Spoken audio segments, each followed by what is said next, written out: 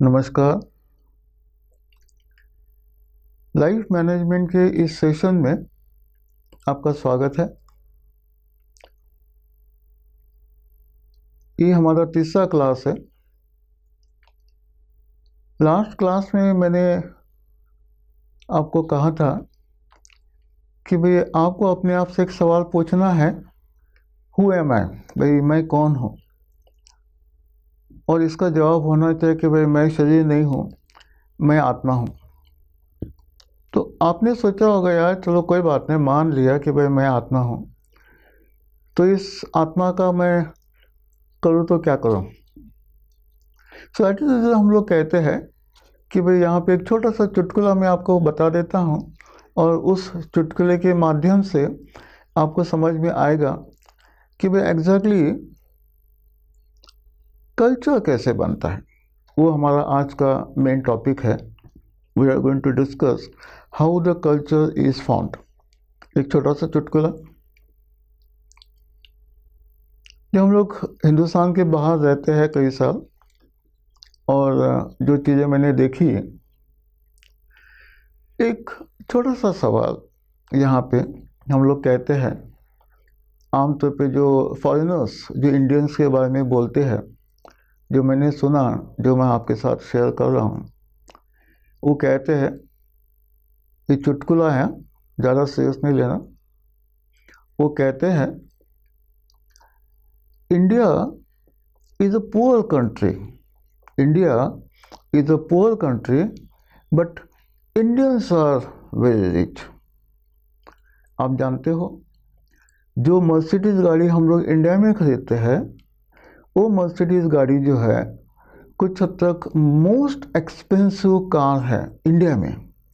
Foreign में जितने price में आपको ये गाड़ी मिलती है, उस प्राइस के कंपेरेटिवली इंडिया में हम लोग जो है ये ज़्यादा प्राइस में खरीदते हैं। इसलिए हम लोग कहते हैं कि भाई इंडिया एक पुअर कंट्री है, बट इंडियंस आर रिच। आपको शायद पता होगा कि भाई जो प्रॉपर्टीज़ हमें जो मिलती है, अगर आप दिल्ली के वसंत विहार में या बॉम्बे के कफ परेड में अगर प्रॉपर्टी खरीदने जाते हो, तो प्रॉपर्टी जो है वो वर्ल्ड की मोस्ट एक्सपेंसिव प्रॉपर्टी है। इवन जापान में भी जो है आपको इससे कम रेट पे प्रॉपर्टी मिलेगी जितने रेट में। तो खरीदते कौन है उसको? इंडियन खरीदते हैं। सो वी से कि भाई India is a poor country, but Indians are very rich. Next वो कहते हैं, India is a very beautiful country, India is a very beautiful country, but Indians are very dirty. अगर आप हिंदुस्तान को अगर कश्मीर से कन्याकुमारी तक अगर आप देखते हो, इतनी खूबसूरती है, इतनी खूबसूरती है, इतनी खूबसूरती जो है आपको वर्ल्ड में कहीं पे भी नहीं मिलेगी। हर तरह के मौसम हमें यहाँ देखने को मिलते हैं, हर तरह का जोग्राफिकल कंडीशंस हमें यहाँ पे देखने को मिलते हैं, हर तरह का बॉटनिकल स्पेसेस हमें यहाँ पे देखने को मिलते हैं, हर तरह के जानवर हमें यहाँ पे देखने को मिलते हैं। ऐसी कोई चीज़ नहीं है कि जो हिंदुस्तान में नहीं है। इसलिए वो कहते हैं कि भाई India is a very beautiful country. लेकिन हम लोग जब देखते हैं कि भाई फॉरेन में अगर अमेरिका के किसी भी शहर के, साफ सुथरे शहर के, अगर सड़क के ऊपर कोई थूकता है तो वो इंडियन है। अगर हाईवे के ऊपर कोई पेड़ के पीछे खड़ा होकर कुछ करता है तो वो भी इंडियन ही होगा। तो इसलिए कहा जाता है कि भाई India is a very beautiful country, but Indians are very dirty. ऐसे कई सारे एग्जांपल्स हम दे सकते हैं, लेकिन इंडियंस को जो है माना जाता है कि अगर कोई गंदगी फैलाएगा तो इंडियन ही फैलाएगा। आपने देखा भी स्लम डॉग मिलेनियम करके एक फिल्म आई थी, जिस तरह की गंदगी उन्होंने हिंदुस्तान में दिखाई, शायद ही किसी कंट्री में देखने को मिलेगी। थर्ड लेवल पे वो कहते हैं इंडिया और इंडियंस के बारे में, वो कहते हैं, India has a very rich cultural heritage, India has a very rich cultural heritage, but Indians are cultureless, Indians are cultureless. मैं आपको कहता हूँ कि भाई जहाँ तक पॉसिबल है, हम जब कहते हैं कि भाई रेस्टोरेंट में जब हम जाते हैं तो टेबल मैनर्स, या हम लोग जब ऑफिस में जाते हैं तो हम लोग कहते हैं ऑफिस मैनर्स, जिस तरह से हमें बात करनी चाहिए। अगर इंडिया में आप किसी भी, अगर बैंक में, पोस्ट ऑफिस में अगर आप जाते हैं, काउंटर के ऊपर अगर आप जाते हो, अंदर बंदा बैठा होता है, वो आपकी तरफ देखता ही नहीं है जब तक आप बहुत उसको, एक्सक्यूज मी सर, सुनिए भाई साहब, यहाँ पे देखिए, ये कहाँ पे है, he never respond to that one. और जब वो बहुत बुरी तरह से वहाँ पे ठोकोगे तो कहते हैं कि भाई क्या है। Now that is the Indian culture, generally we see it. ऐसे कई सारे एग्जांपल्स हम लोग दे सकते हैं। तो ये जो चुटकुला है कि जिसको हम लोग कहते हैं इंडिया और इंडियंस, अगर इंडिया अगर इतना अच्छा है तो इंडियंस की हालत ऐसी क्यों है, इसके ऊपर जो है हमें सोचना बहुत ज़रूरी है। तो हमें देखना है कि भाई India has a rich culture heritage but Indians are cultureless. का मतलब है ये कल्चर कहाँ बनता है, ये कल्चर कैसे बनता है, इसको जो है हमें समझना बहुत ज़रूरी है। देखो, हम लोग कहते हैं कि भाई man is a social animal, man is a social animal, का मतलब है मैन इज़ ऑल्सो एनिमल। लेकिन most of the animals they behave as per their instinct, यानी कि उनका जो स्वभाव है। अगर आप देखते हैं कि भाई एक गाय, बैल, बकरी है, वो हमेशा घास खाती है। अगर हम उसे कहेंगे कि भाई तुम नॉनवेज खा लो, वो नहीं खाएगी। वैसे ही अगर एक शेर है, चीता है, वो कुछ हद तक जो दूसरे जानवरों को मार के खाते हैं। अगर हम उसे कहते हैं कि यार तुम क्यों ऐसा दूसरे जानवरों को मार के खाते हो, नॉन वेजिटेरियन अच्छा नहीं है, तुम घास फूस खा लो, वो मानेगी नहीं आपकी बात को। तो हम लोग कहते हैं कि भाई जितने भी हमारे जो जानवर है वो उनके स्वभाव के अनुसार काम करते हैं, एंड दे डोंट चेंज। वो अपने लाइफ टाइम में उस पर्टिकुलर स्वभाव को नहीं बदलते हैं। लेकिन एक इंसान ही ऐसा है कि जिसके पास पूरा फ्रीडम है, वो चाहे तो नॉनवेज खा ले, चाहे तो वेजिटेरियन खा ले, चाहे तो कपड़े पहने, चाहे तो कपड़े ना पहने, चाहे तो प्यार से बात करे, चाहे तो गुस्से में बात करे, चाहे तो सो, नहीं तो नहीं सोना है, सारी कुछ उसकी मर्जी है। That means the man has the choice of action. The human being एक सिर्फ ऐसा एनिमल है, सोशल एनिमल है कि he has got a choice of action. क्या करना है उसकी मर्जी है। तो भगवान ने हमें कह दिया कि मैंने आपको बना दिया है, सब कुछ आपके अंदर डाला है, और अभी आपको जैसे बिहेव करना है वैसा करो। और हम लोग जो है जिस तरह से बिहेव करते हैं और उसकी छूट हमें है। कोई ऐसे प्रिस्क्राइब्ड कोई फॉर्मेट नहीं है कि हमें इसी तरह से खाना है, इसी तरह से जीना है, ऐसा कुछ भी प्रिस्क्राइब्ड फॉर्मेट नहीं है। तो भगवान ने कहा कि तुम्हें जैसा जीना है वैसा जी लो, चॉइस ऑफ एक्शन। वापस आ जाते हैं कि कल्चर जो है ये कैसा बनता है। हम लोग कहते हैं कि देखो, हमारा स्वभाव आप ऑलरेडी जानते हैं कि भाई सब कुछ डिपेंड करता है हमारे सोच के ऊपर। हम लोग सोचते क्या है, और जो हम लोग सोचते हैं, we have freedom of thoughts. हम लोग सोच सकते हैं, हम कुछ भी सोच सकते हैं। जैसा हम लोग सोचते हैं वैसा हम लोग बोलते हैं, जैसा हम लोग सोचते हैं वैसा हम लोग बोलते हैं। इसका मतलब ये है, our thoughts will be converted into the words. The thoughts will be converted into words. हम लोग जैसा सोचते हैं वैसा हम लोग बोलते हैं, जैसा हम लोग बोलते हैं वैसा हम लोग करते हैं। मैंने कहा कि भाई मैं गुस्से में हूँ, मैं थप्पड़ मार दूंगा, उसने बात नहीं सुनी, थप्पड़ मार दिया, जैसा बोला वैसा किया। Means the words will be converted into the action. तो इसी को हम लोग कहते हैं कि जब same action, similar type of action जब हम लोग बार बार करते हैं, जब हम लोग उसको बार बार करते हैं, उससे बनती है हमारी हैबिट। हम लोग कहते कहते ये क्या हैबिट है, ऐसा क्यों करता है। तो एक ही काम को जब हम लोग एक बार किया, 2 बार किया, 3 बार किया, 4 बार किया, 5 बार किया, और उसको हम लोग जब बार बार करते हैं, उससे बनती है हमारी हैबिट। और ऐसी हैबिट जो हम लोग बहुत समय के लिए, 1 महीने के लिए, 6 महीने के लिए, 1 साल के लिए जो हम लोग दिखाते हैं लोगों को, क्योंकि हैबिट कोई ना कोई देखेगा उसको, उससे बनता है हमारा बिहेवियर। हम लोग कहते हैं कि भाई उसका बिहेवियर ऐसा है, ये बंदा ऐसा ही है।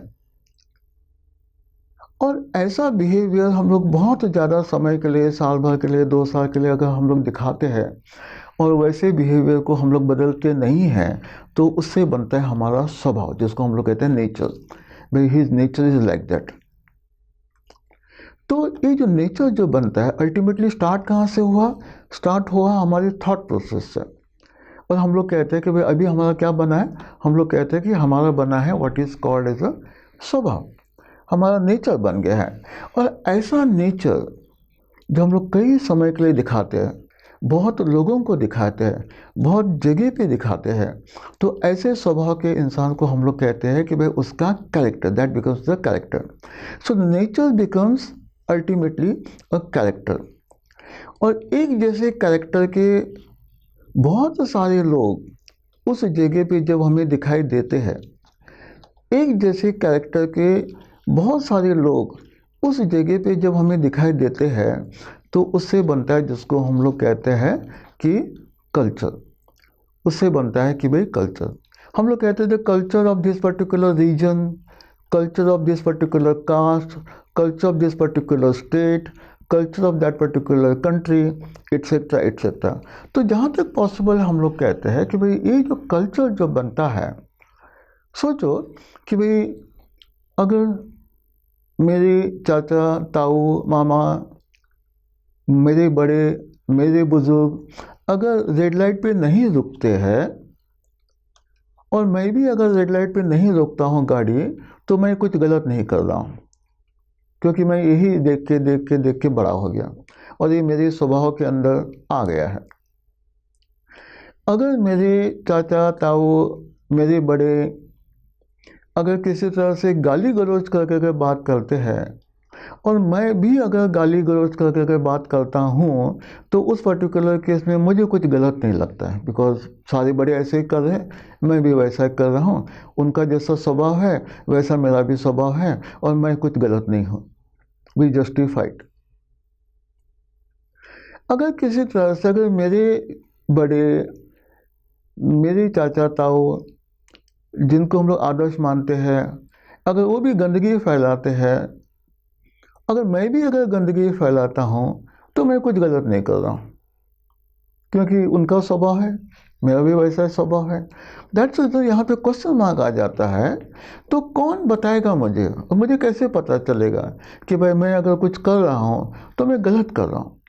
अगर मैं वाकई में अगर मैं गलत कर रहा हूँ, तो उस पर्टिकुलर केस में, क्योंकि क्या होता है कि जब हम आस पड़ोस वाले अगर आके हमें बताते हैं कि यार तुम गलत कर रहे हो, कहते हैं यार तुम माइंड योर ओन बिजनेस, मुझे पता है क्या सही है क्या गलत है।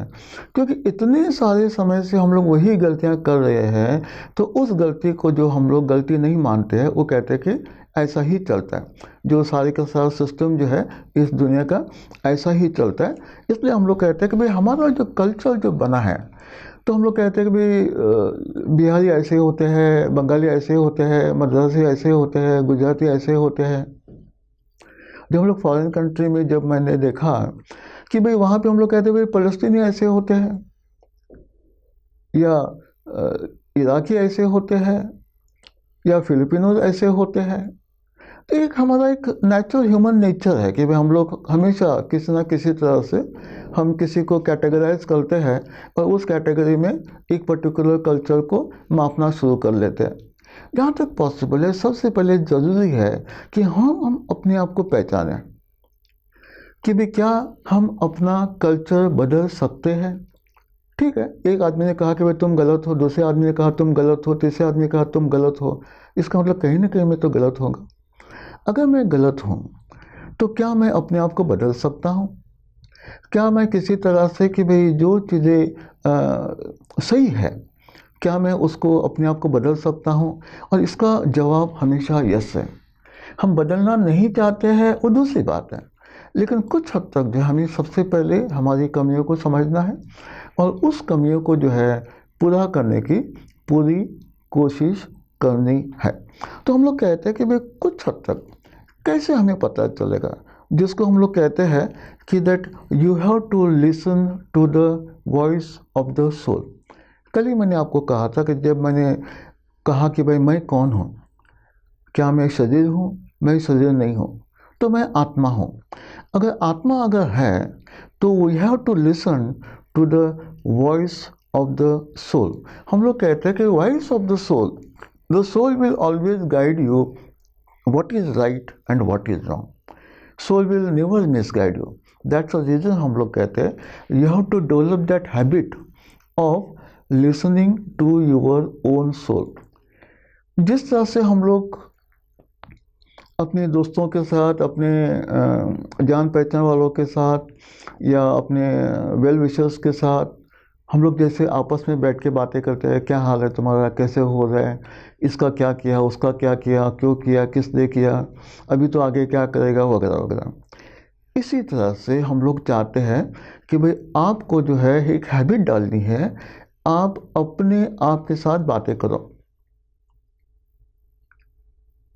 अपने आप के साथ जब बातें करने की आपको जो आदत पड़ जाएगी, इसी को हम लोग कहते हैं व्हाट इज कॉल्ड एज आत्मचिंतन, यानी कि आत्मा के साथ चिंतन। तो आत्मा के साथ अगर चिंतन अगर हमें करना है तो सबसे पहले जो हमें गाइडेंस मिलता है तो अपने आप से गाइडेंस मिलता है। अगर आत्मा के साथ चिंतन करने की जब हम लोग हैबिट डेवलप कर लेते हैं तो आत्मा हमें सही गाइडेंस देता है, because soul is your inner guiding force. The soul is your inner guiding force. वो आपको बताता है कि वह क्या सही है, क्या गलत है, अगर आप उसे पूछते हैं तो that is the reason we have to develop the habit of what is called the आत्मचिंतन। आत्मा के साथ चिंतन, आत्मा के साथ बैठ के बातें करना। जिस तरह से हम लोग किसी और के साथ बैठ के बातें करते हैं, वैसे आप अकेले में अपने आप के साथ बातें करोगे, यार मैं ऐसा क्यों हूँ, मैं किस तरह से अपने आप को बदल सकता हूँ, क्या ये आदत मुझे लगी है वो सही है, गलत है, अगर ये गलत है तो मैं उसके ऊपर कैसे ठीक कर सकता हूँ। तकरीबन सारे के सारे प्रॉब्लम जब आप अपने आत्मा के साथ, यूर सेल्फ मीन्स आत्मा, सोल, जब आप उसके साथ जब आप डिस्कस करते हैं, the soul will definitely guide you कि भाई what is right and what is wrong. That reason हम लोग कहते हैं soul is your inner guiding force. देखो आज के डेट पे हम लोग जीपीएस के ऊपर डिपेंड करते हैं और जीपीएस आपको बताता है, आपने भाई एक डेस्टिनेशन डाल दिया और डेस्टिनेशन के हिसाब से वो कहता है कि now you go straight, then you take a right, then you take a left, then you take U turn, वगैरह वगैरह। लेकिन जीपीएस अगर आपको कहता है कि that you have to take a left turn, you have to take a left turn, और आप लेफ्ट टर्न नहीं लेते हैं, थिंकिंग कि भाई चलो आगे सड़क खराब है या वहाँ पे ट्रैफिक जाम है, वॉट एवर इट इज़, लेकिन आप लेफ्ट टर्न नहीं लेते हो, आप सीधे चले जाते हो। लेकिन आप गलती करने के बाद भी GPS will not abandon you, GPS आपको साथ नहीं छोड़ता है। आपने जो गलत रास्ता पकड़ा है वहाँ से कैसे सही जाना है, ये जीपीएस आपको बता देता है। और यही ब्यूटी है जब हम लोग आत्मचिंतन करते हैं, आत्मा से जब हम लोग गाइडेंस लेते हैं, आत्मा के साथ हम लोग जब सवाल जवाब करते हैं, तो आत्मा हमेशा ही जो है आपको सही मार्गदर्शन करता है। वो कभी भी ये नहीं कहते तुमने क्यों गलती करी, अभी मैं तुझे थप्पड़ मार दूंगा, नहीं, ऐसा नहीं है। ना जीपीएस कहता है ना आत्मा कहता है। तो आत्मा जो है हमेशा ही आपको सही गाइडेंस देगा। आप जितनी मर्जी गलतियाँ करो, उस गलत सिचुएशन से भी कैसे बाहर निकलना है, आगे आपको सही क्या करना है, इसके बारे में जो है आत्मा हमेशा ही आपको बताते रहता है।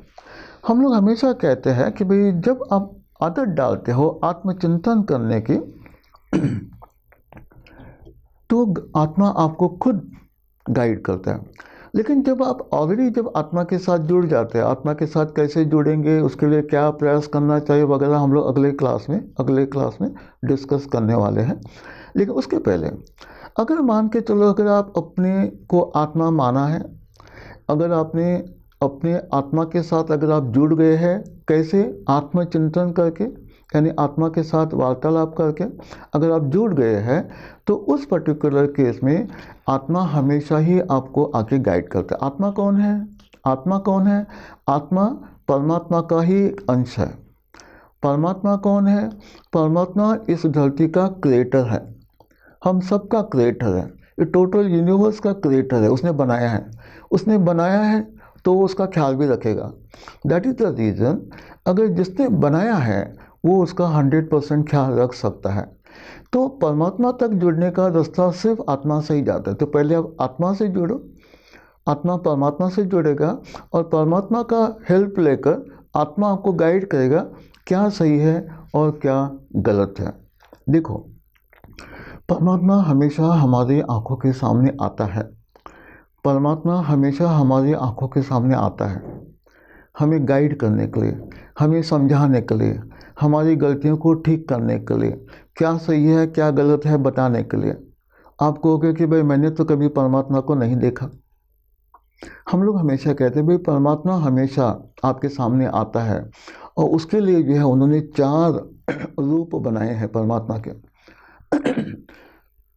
और 4 स्वरूप परमात्मा के कौन से हैं मैं आपको बता देता हूँ। एक है, हम लोग कहते हैं जिसको मातृदेवो भव, पितृदेवो भव, आचार्य देवो भव और अतिथि देवो भव।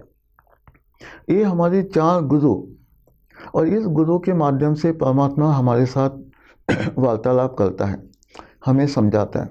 सबसे पहला जिसको हम लोग कहते हैं मातृदेवो भव, माता जिसने हमें जन्म दिया है, जिसके साथ हम लोग बिल्कुल जुड़े होते हैं इमोशनली, फिजिकली।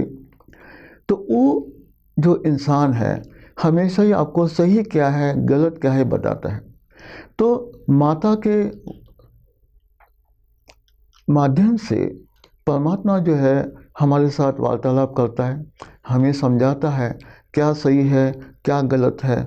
और जब भी हम माता के बताए हुए मार्ग पे चलते हैं तो माता हमें बहुत ज़्यादा प्यार भी करती है, हमारी सारी ज़रूरतें पूरी करती है। दिस इज़ व्हाट, तो इसलिए हम लोग कहते हैं कि भाई मातृदेवो भव। और माता जो जो कहती है, भले आप कितने भी बड़े हो, आप भले 25 साल के हो, आप 30 साल के हो, उस वक्त भी जो माँ कहती है उसको एक बार सुनो ज़रूर, क्योंकि वो माँ नहीं कह रही है, माँ के माध्यम से परमात्मा आपको समझाने की कोशिश कर रहा है। दूसरा आता है जिसको हम लोग कहते हैं पितृदेवो भव।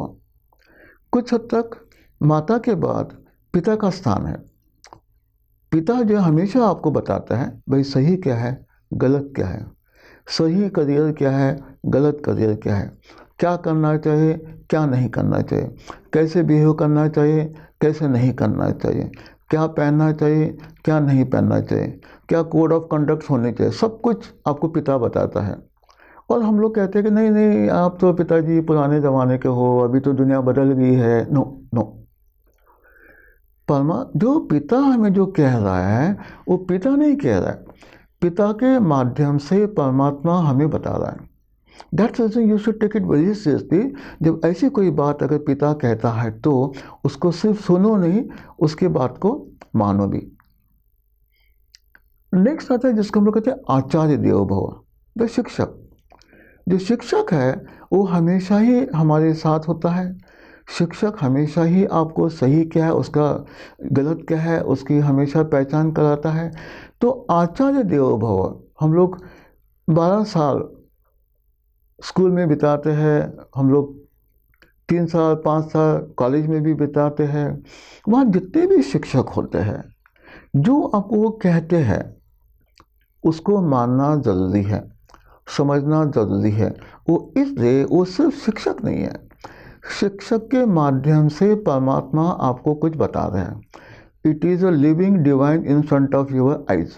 तो इसलिए हम लोग कहते हैं कि भाई, जो परमात्मा जो है इन स्वरूप में आता है, मातृदेवो, पितृदेवो भव, आचार्य देवो भव, और आखिर में आता है जो हम लोग कॉलेज में भी नहीं है, स्कूल में भी नहीं है, माँ बाप से भी हम लोग दूर हैं, तो हमें कौन गाइड करेगा? इसको हम लोग कहते हैं अतिथि देवो भव।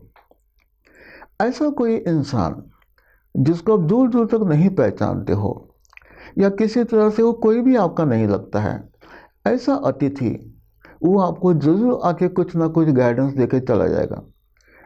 अब देखो कि जब हम लोग किसी भी स्ट्रेंजर को मिलते हैं जिसको हम लोग नहीं जानते हैं, तो हम लोग क्या करते हैं? हम लोग हाथ जोड़ के उसको नमस्ते करते हैं। जिस तरह से हम लोग मंदिर में भगवान को नमस्ते करते हैं हाथ जोड़ के, वैसे ही उस अनजान इंसान को हम लोग हाथ जोड़ के नमस्ते करते हैं। क्यों? आपके अंदर जो आत्मा है, जो परमात्मा का जो अंश है, उसे मेरा प्रणाम, ये हम लोग कहते हैं। का मतलब ये है कि ऐसा कोई ना कोई इंसान कि जो स्ट्रेंजर है, यानी कि जो अतिथि है, अतिथि देवो भव, हम लोग उसको अगेन देव का स्थान देते हैं, भगवान का स्थान देते हैं। देखो कई बार जैसे ऑफिस में कोई आके कहता है, कौन है? चपरासी है वो। चपरासी आके आपको कहता है, सर आजकल बड़ी चेकिंग हो रही है, माहौल बड़ा ख़राब है, आप ऐसा कुछ काम नहीं करो, फंस जाओगे। तो मैं कहता यार तू अपना काम करना, अपने औकात में रहे, तू मुझे सिखाएगा? तू तो चपरासी है। और मैं रिश्वत लेता हूँ और पकड़ा जाता हूँ। जो रिश्वत लेने की जो चाह मेरे अंदर जो है, भगवान आपको बताना चाहता है कि तुम गलत काम करने जा रहे हो, आगे आपके लिए परेशानी हो सकती है। इसलिए वो चपरासी के माध्यम से भगवान आपको आके बताता है कि भाई ऐसा नहीं करो, माहौल ठीक नहीं है। लेकिन हम उसकी बात नहीं मानते हैं। इसलिए हम लोग कहते हैं जब आपके पास माँ बाप भी नहीं है गाइड करने के लिए, शिक्षक भी नहीं है गाइड करने के लिए, वहाँ ऐसा कोई ना कोई स्ट्रेंजर आपके पास आएगा ज़रूर और आपको गाइड करके जाएगा। आप उसका गाइडेंस नहीं मानते हैं, वो अलग चीज़ है। लेकिन ऐसी जो चीज़ें होती है आपके पास, इसलिए हम लोग कहते हैं कि अगर हमने आत्मा के साथ, अगर आत्मचिंतन करके जब हम लोग आत्मा के साथ जुड़ते हैं, तो उस जुड़ने के बाद वो सारे के सारे पैरामीटर्स हमारे जो है वो एक्टिव हो जाएंगे और परमात्मा हमेशा ही आपको सपोर्ट करने के लिए, आपको गाइड करने के लिए, आपको सही और गलत की पहचान देने के लिए इन 4 लोगों के माध्यम से आपके सामने आता है और आपको गाइड करके जाता है। तो इसलिए हम लोग कहते हैं कि भाई कुछ हद तक जो अगर मुझे बदलना है, मेरी कल्चर को अगर मुझे बदलना है, मेरे स्वभाव को अगर मुझे बदलना है, तो सबसे पहला काम ये हो जाता है कि हमें अपने आत्मा के साथ जुड़ जाना है और आत्मचिंतन करके आत्मा से गाइडेंस लेनी है। द आत्मा और the soul will act like a GPS. The soul will act like a guiding force of your life. तो लाइफ को सही करने के लिए वो हमेशा ही आपके आंखों के सामने आता है और आपको सही मार्गदर्शन देकर जो है चला जाता है। खैर, ये हो गया कि भाई आज के लेसन में। अगले लेसन में हम आपको बताने वाले हैं कि भाई एग्जैक्टली जो है अगर मुझे स्पिरिचुअल पर्सन बनना है, हमने पहले ही कहा था भी स्पिरिचुअल ग्रोथ होनी चाहिए, तो अगर स्पिरिचुअल पर्सन अगर मुझे बनना है तो कुछ ऐसे हमारे हैबिट्स को डेवलप करना पड़ेगा, कुछ बुनियादी तौर पे हमारे अंदर कुछ बदलाव लाने पड़ेंगे, कुछ चेंजेस करने पड़ेंगे। वो क्या क्या करना होगा इसके ऊपर हम लोग डिटेल में अगले क्लास में डिस्कस करेंगे। मैं चाहूँगा कि आप प्लीज़ उसको सुने and it is very important. Anyway, thank you very much for listening to me. नमस्कार।